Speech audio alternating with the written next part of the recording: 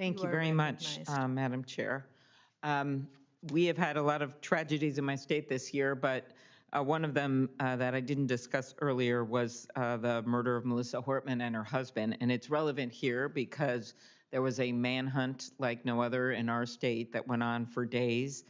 And the first responders were able to rely on FirstNet to communicate. They did find the now defendant, and he was not able to kill anyone else despite shooting another legislator and his wife 15 times and going to several other houses.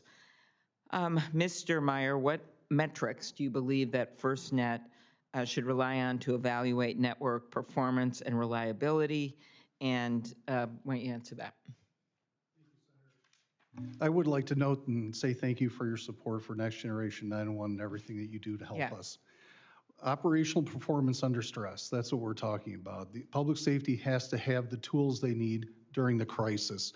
Latency, when we're talking about voice, push-to-talk setup, video delays, the packets moving through so mapping and AVL can get the job done. Throughput, uplink, downlink.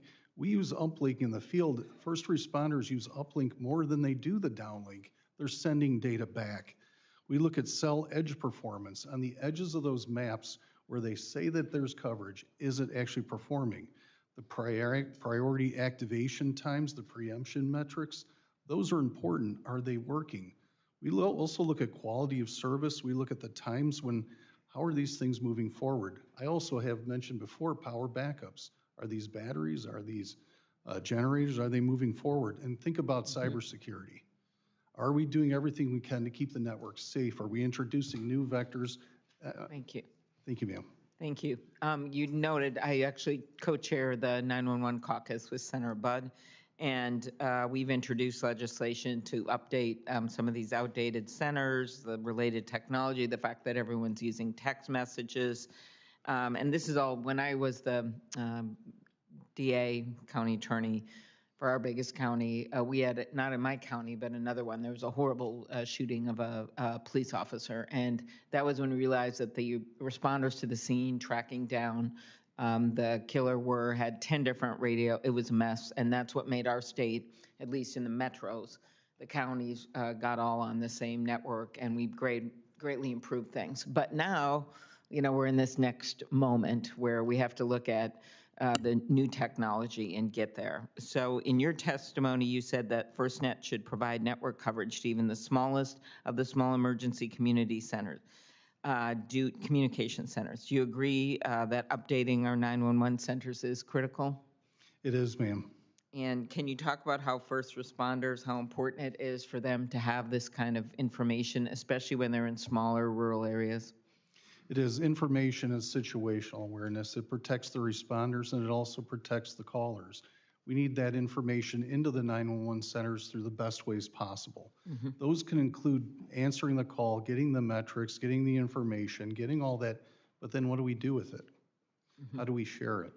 Having those IP networks, those next generation 911 technologies interfacing with FirstNet gets the job done. Thank you. Mr. Agnew, do you want to just talk about that rural issue and how broadband, as you know, the BEAD money, we've recently got some of that has been announced is going to go out, and talk about what steps AT&T does to ensure that rural communities are covered under the FirstNet network. Absolutely, and thank you for that question. So as part of the opt-in process, so each state had to select FirstNet. They could have chose to build their own network. Each state and each territory chose to do that.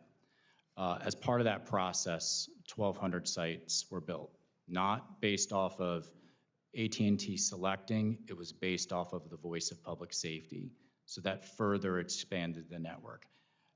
Also, as part of the obligation of the FirstNet contract, 15% of the network had to be built with rural partners. So states like Nebraska and other rural states received more than 2,000 locations. Their tribal lands grew by 66% in coverage. There are tribes in this nation that are making phone calls for the first time. And then, of course, with the addition of the investment from FirstNet, they just approved an additional 137 sites based specifically off of public safety feedback.